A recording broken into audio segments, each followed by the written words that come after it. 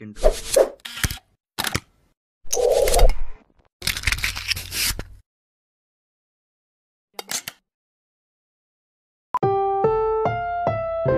Ang susunod na programa ay rated G. Ito ay pwede sa lahat ng manonood. Okay, so magandang araw sa inyong lahat. So again, ako'y nagbabalik dito para mag-discuss ng another topic under sa chapter na Torsion, so Helical Spring. So discuss ko muna yung mga formulas na gagamitin natin. So unahin natin yung shearing stress for helical spring. So for the first formula, ang formula na gagamitin natin is shearing stress. So ito nga yung na-produce galing dun sa sum ng formula for direct shearing stress. So umaalala niyo yung topic natin na simple stress. So ayan yan. And then yung torsional shearing stress, so ito yung kadi-discuss lang, no? So, ayan. So, ito ay sum lang nito. So, kung saan yung ating simple shearing stress sa formula of P over A. Kung saan P is the applied force and A is the sheared area. Kung saan ito nga yung P over pi over 4D squared. And then yung isa, yung torsional shearing stress, so that is just equals lang sa T o the torque multiplied by the radius over the J, so polar moment of inertia. Kung saan yung iyong torque, so siya equals lang sa P multiplied by R. So P is the applied force again and R is the mean radius. So ano ba yung mean radius na tinatawag? So pakita ko lang yung diagram. So ito na lang yung heavy coil ang ipapakita ko. So, ang mean radius is the radius from sa gitna ng spring mo up to do sa gitna ng wire. So, yung spring kasi nabuo lang yan sa wire. So, imagine mo na lang meron kang kawad. So, pinaikot mo lang yan, nag-produce ka ng coil. So, parang ganyan lang yung spring. So, again from gitna ng wire hanggang sa gitna ng spring. So, yun yung mean radius. So, pag mean diameter, so ganun lang din. Gitna nung dalawang wire. Okay, so balik tayo sa ating mga formula. Okay, so PR multiplied by R, yung radius ng ating wire. So, that is just equals to D over 2. And then over pi d raised to 4 over 32. So, nung sinimplify mo yung equation, ang napalabas na equation natin ay ito. So, this equation is good for only for light spring. So, pag sinabi light spring, ito yung maninipis lang na spring. Okay, so si AM Wall, nakapag-produce siya ng isa pang formula na ginagamit naman ito kapag mga heavy spring. So, yung medyo maakapal na. Kasi meron, kung mapapansin nyo, meron tayo na variable na M. So, ano ba yung M? So, pakita lang natin. So, M is just equal sa ratio lang ng diameter ng spring over the diameter of the wire. So, D over D lang yan. So, ito kasi, may factor kasi yan.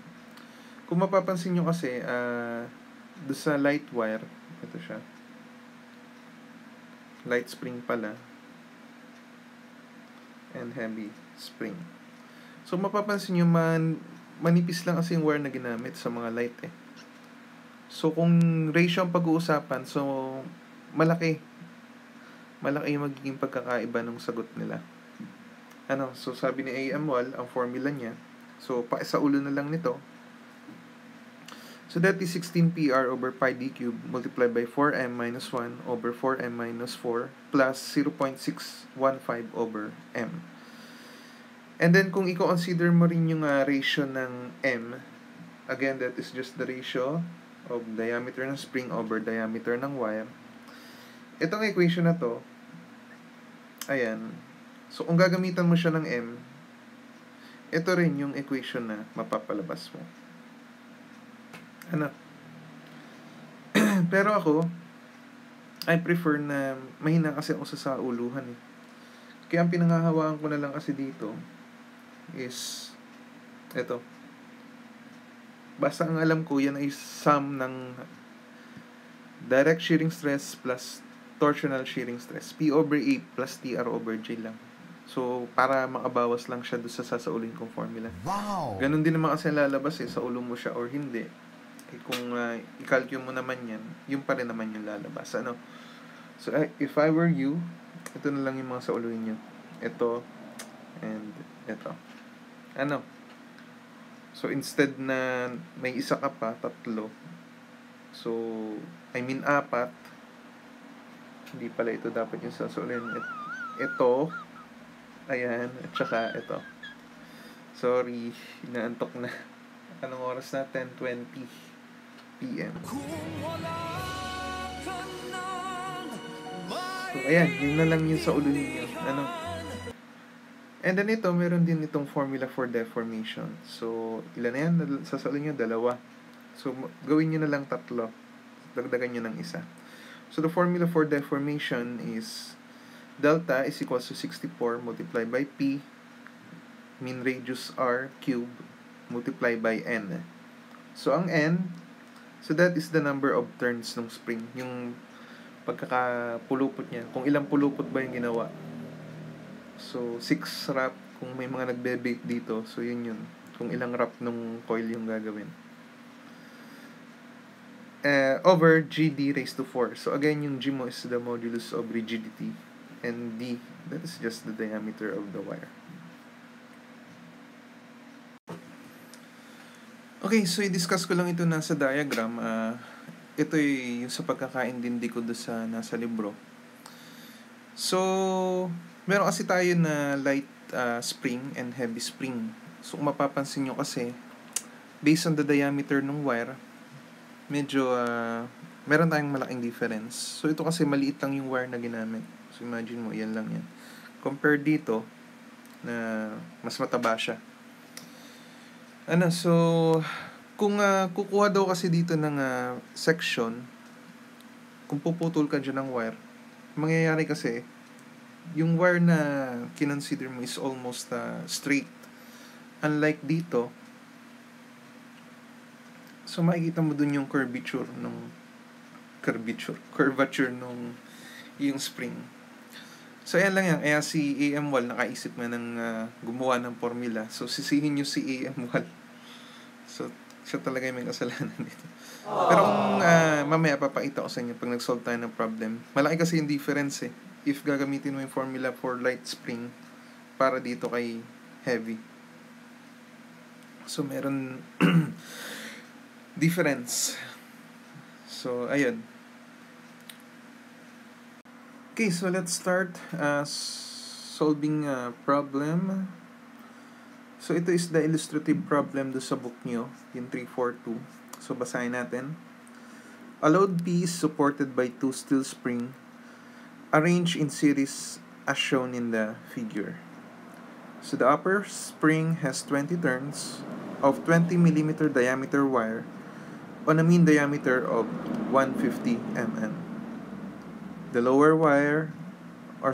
lower spring consists of 15 turns of 10 mm diameter wire on a mean diameter of 130 mm.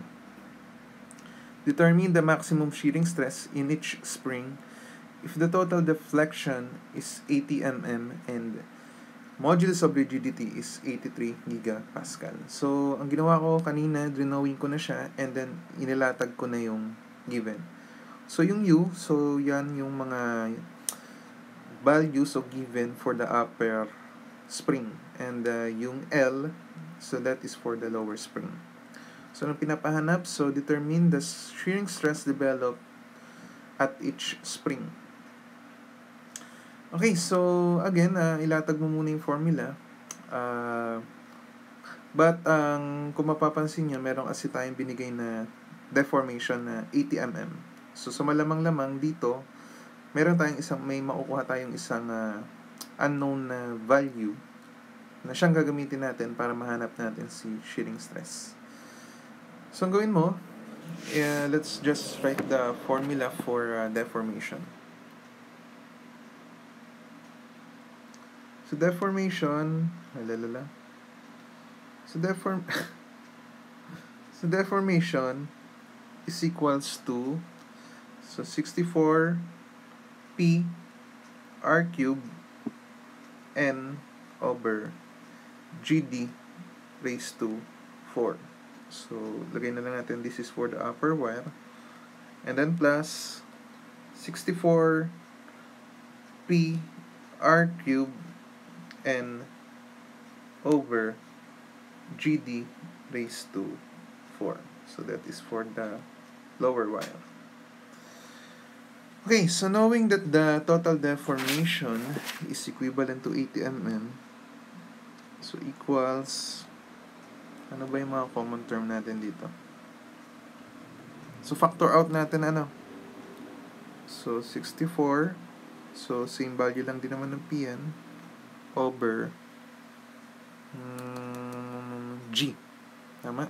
Magkaiba naman yung ano. Okay, so minus over G. So, 83. So, gawin natin Newton per mm squared. So, times 10 to the 3. And then, so, R. So, what is the mean radius? So, given is mean diameter. So, para mao yung radius. So, 150 over 2. So, 150 over 2. So, that is na a cube. So, N. So, number of turns. So, 20 over D raised to 4. So, 20 raised to 4. So, that will be for the upper spring. And for the lower spring, so, plus. So, anong inyong mean diameter? So, 130. So, 130 over 2. So, raised to cube.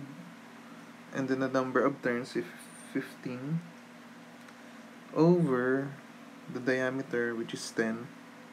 So 10 raised to 4. Oh, ano pala to? Ayan. So pindot naman, what will be the value of this P? So 80.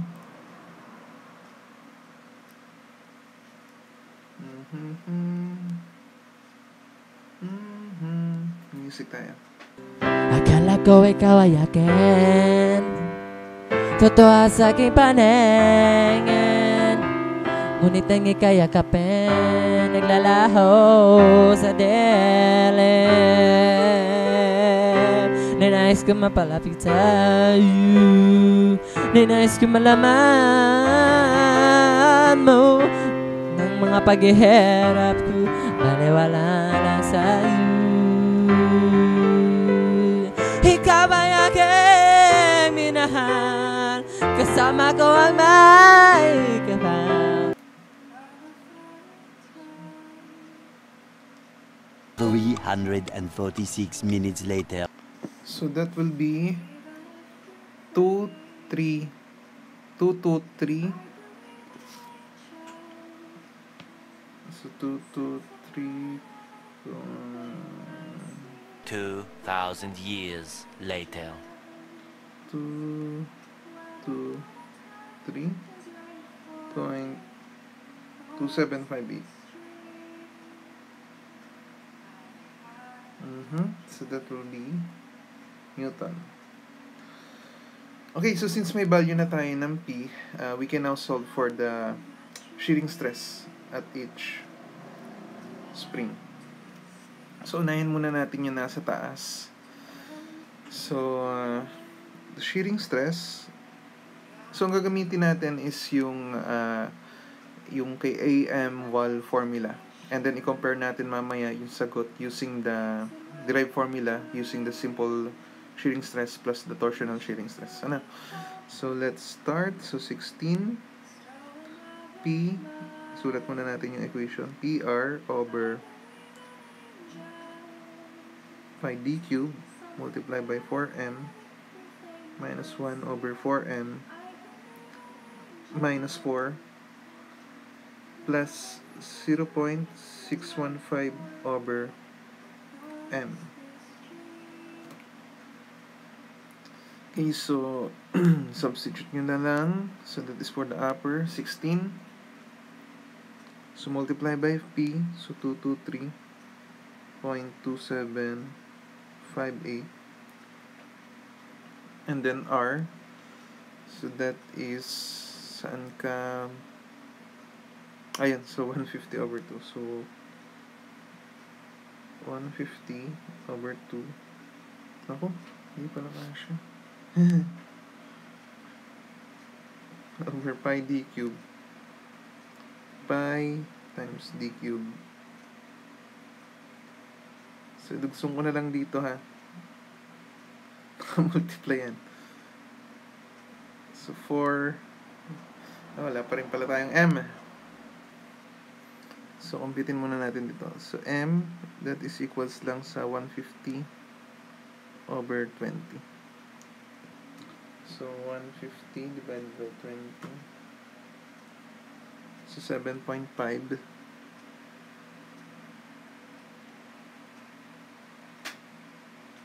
And, para dito, so, gawin natin u, lower. So, 130 divided by 10. Sige, calculahin mo pa. So, 13.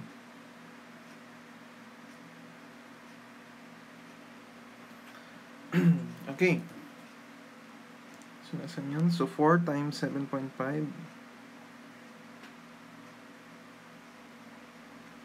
So, 4 times 7.5. 4m minus 1 over 4 times 7.5 minus 4 plus 0.615 over m na 7.5. Ayun, so naka-multiply yun, ha. So, shearing stress for upper is equals to what? 2.27.5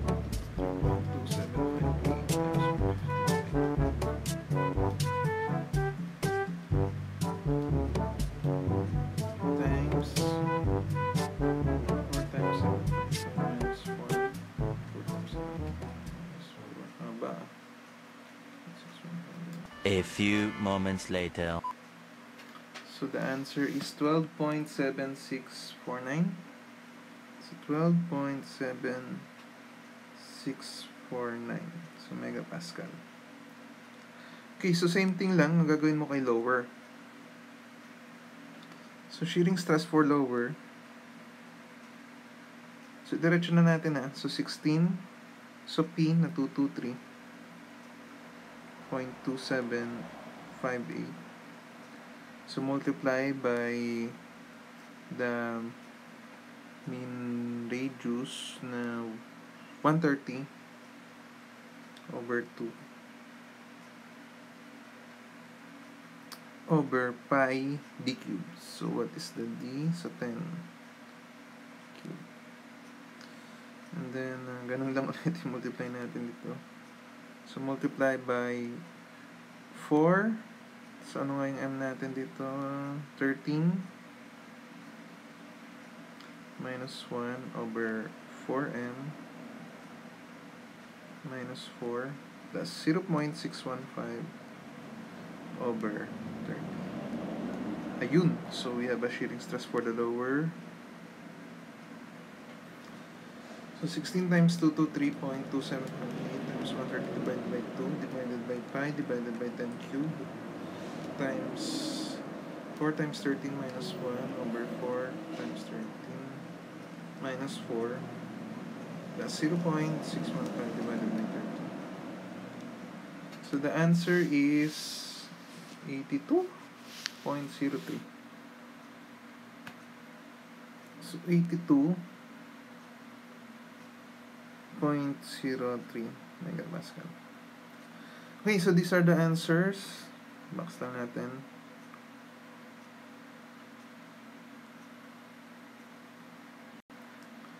Okay, so this time i-compare naman natin siya using the another formula. Ano? So, unahin natin si upper. So, shearing stress for upper. Wala natin ko rin. So, shearing stress for upper is equals to P over A plus TR over J. So, yan lang yan. Wag natin gamitin yung ano. So, equals to P.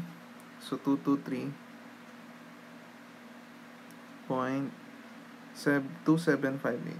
2758 over A, no? So pi over 4 multiplied by d squared ng wire. So yung upper, so 20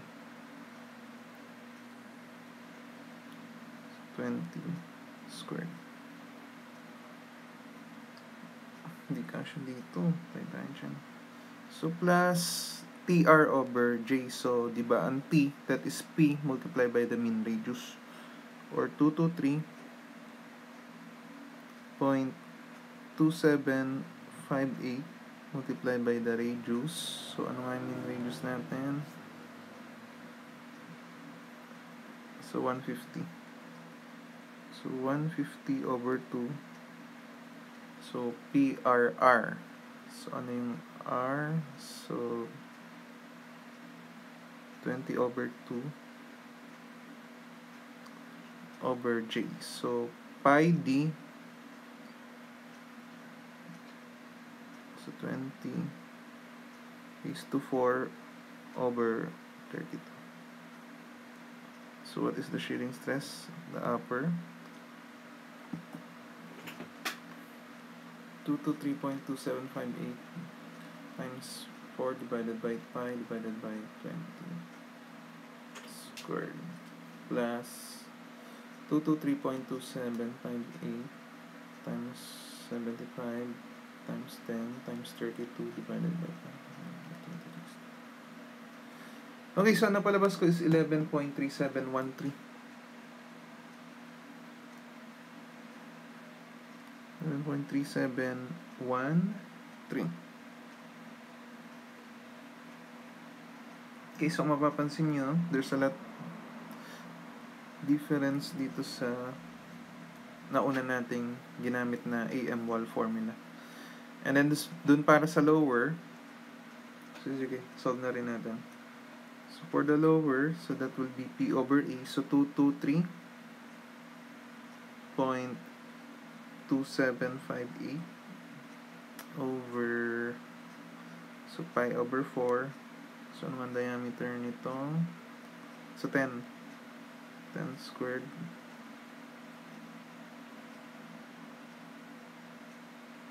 plus TR, so 223.2758 multiply by, I mean, radius, kita ba dito? So, saan ba yan? So, yung 130 nga.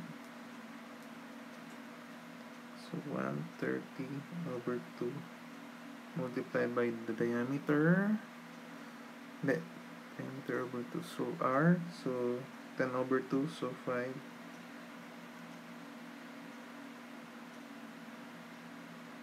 Over TR over J. So, pi d raised to 4 over 32. Ayun. So, what is the shearing stress at the lower? So, 3.27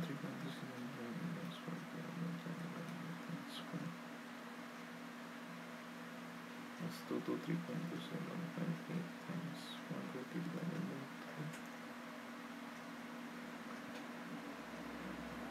3 times 5 times 32. So, 76.7566.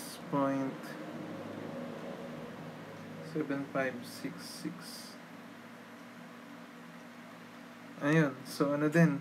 Medyo malaki yung diferensya natin. Ano? Okay, so yung turo sa amin before, just in case daw na lumabas sa board exam, gamitin namin pareho. Ang ipagdasal na lang namin na wag parehong nasa given yung parehong nasa choices yung sagot.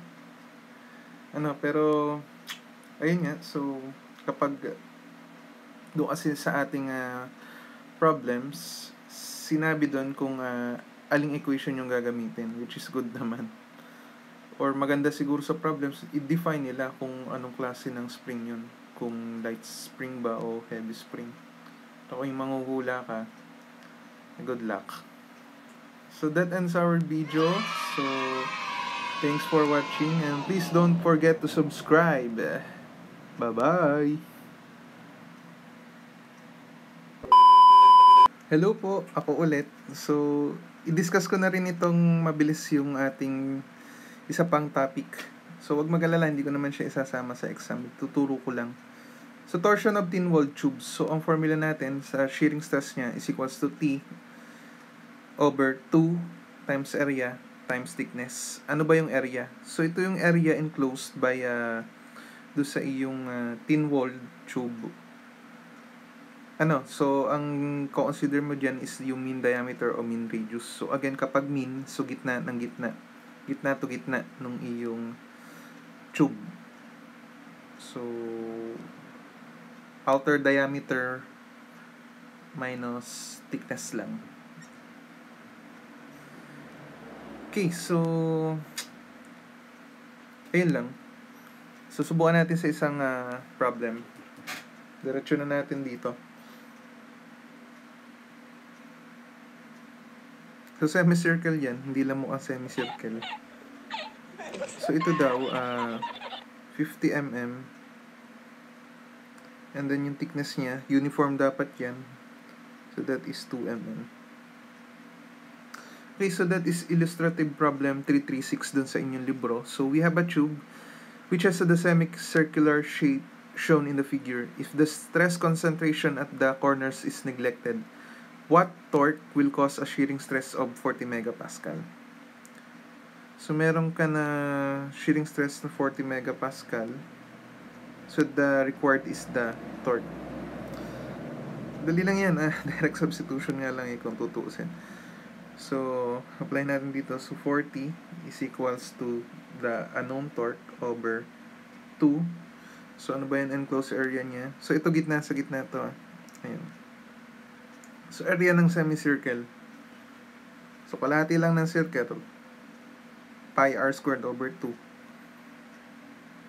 So, pi. So, ano bang radius nito? So, kalahati ng 50. So, 25. 5 squared over 2. And then, multiply by the thickness. T. So, 2. And, what is the answer? 40 times 2. 40 times 4. By 2 times 5 times 25. So, the answer is 157. 079.6327.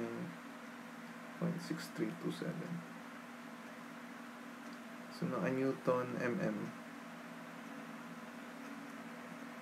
Alright. Thanks.